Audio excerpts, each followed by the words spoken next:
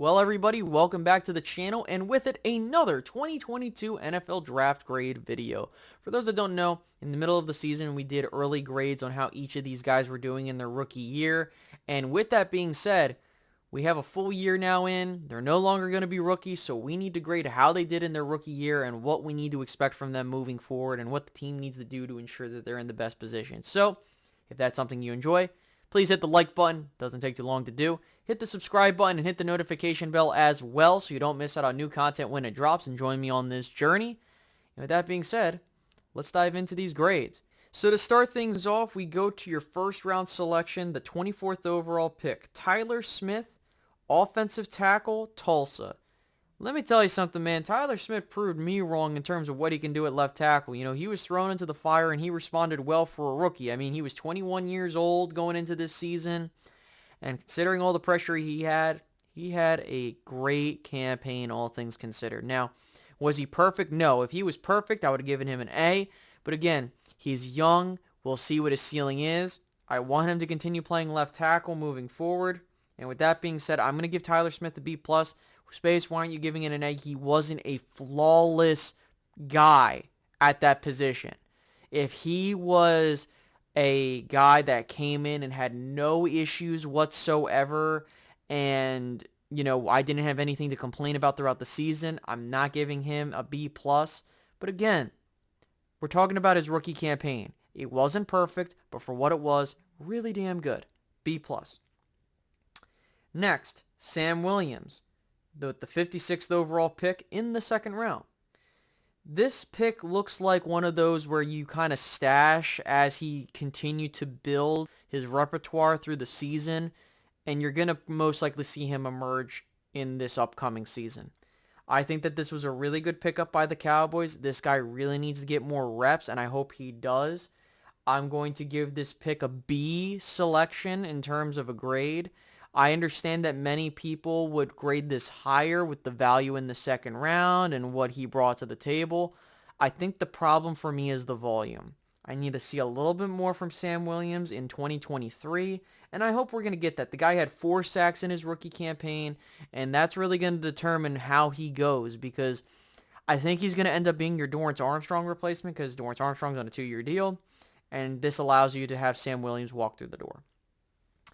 Next, you move on to the third round. Pick 88, Jalen Tolbert, wide receiver out of Southern Alabama. This is an F pick. I'm sorry, guys. He had a shitty first year.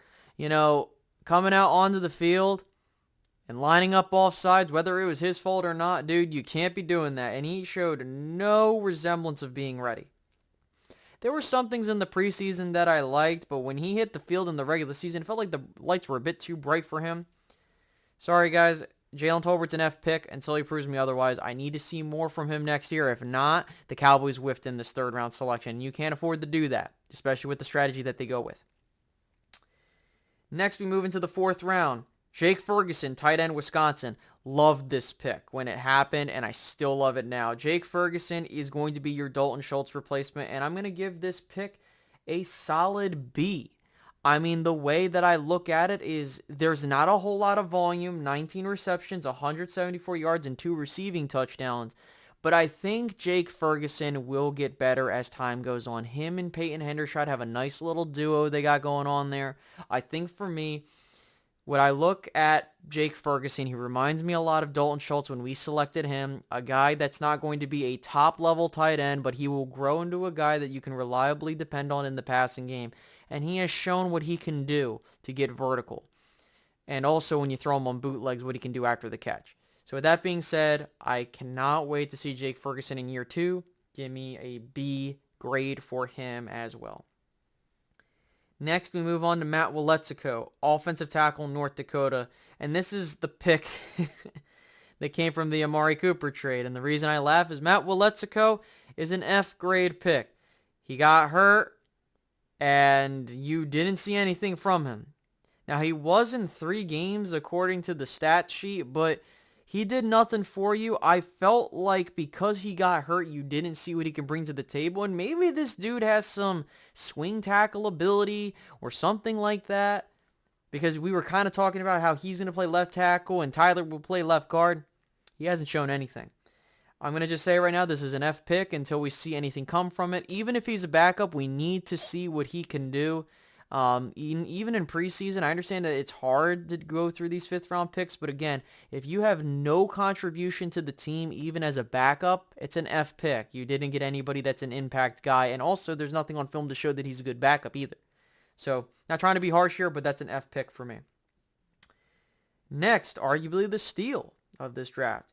Pick 167, DaRon Bland, cornerback, Fresno State. This is an A-plus pick. Oh, Space, why are you giving this an A-plus pick but no one else? It's because the value and what he did for you, all the circumstances. I mean, the dude led your team in interceptions with 5. He did very well considering, again, he was thrown into the fire as a 5th round pick at the cornerback position. And we know that that was important. Now, he wasn't perfect. He's got rookie growing pains. But the reason that it's an A-plus pick is because of the fact that you got a guy that's going to be on your team possibly for a second contract. You got another ball hawk in there, especially with Trevon Diggs. I think if you can add one more guy into that trio, ooh, you got yourself a nice little cornerback room. Thank you so much to Ron Bland for joining the team, and good job, Cowboys front office, for selecting them, especially the scouting department. Next, a couple picks later, pick 176, Damone Clark, linebacker, LSU. Another good pick by the Cowboys. I'm giving this a solid B+, again, for the value and the growth aspect that I've seen as the year went on. Damone Clark, he wasn't perfect in most instances, like many of his other contemporaries in this draft class. However, what really sets Damone Clark separately compared to some of these other linebackers is that he looked really good, and also we weren't expecting him to play this year. And for the minutes that I got from him, he's only going to get better, and maybe he's the guy that we thought Jabril Cox was going to be. We'll see how things go for Damone Clark. I'm really excited for what he's going to bring to the table in 2023. You know, I definitely think you need to pair him alongside with some more linebackers there, but definitely got a good guy in there, and I hope that he gets more reps because I think you got something here between DaRon Bland and Damone Clark in these steals. Maybe, just maybe. Oh, Lord. Your final pick in the 5th round, pick 178, John Ridgeway, the 3rd defensive tackle, Arkansas. I'm pissed off. I'm really irritated that the Dallas Cowboys let John Ridgeway go. Those dumbasses tried to get him on the practice squad, and Washington snatched him up, and he's been a great player for them considering the value and what you were getting in him. If he played the way he played and I thought he was going to do, I would have gotten him another B or a B+. Because of the value at that end of the 5th round. It's an F pick. It's clearly an F pick. You didn't keep him for his rookie year, and he went to a division rival, and look what he's doing now. Fucking idiots. Finally, Devin Harper, linebacker, Oklahoma State. He did have a couple solid reps in here. He was kind of more on the special teams, and he was decent for what it was. Didn't get a whole lot, and again, he is a 6th round pick, so I'm not putting too much weight into that. I'm giving it a solid C grading until we see a bit more from Devin Harper. But I liked what I saw in the preseason, but we'll need to see how he grows. So with that being said, guys, with all my grades together, I did give the Dallas Cowboys draft an overall of a C+ when it initially happened. Now, I'm bumping that up to a B.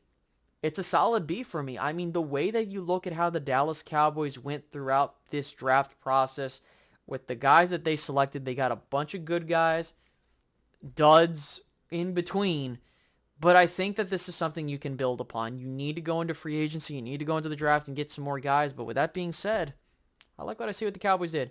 So, I hope you guys enjoyed this video. If you did, leave a like, subscribe if you're new, and hit the notification bell, and I'll catch you guys in the next one. Alright guys, have a good one. Goodbye.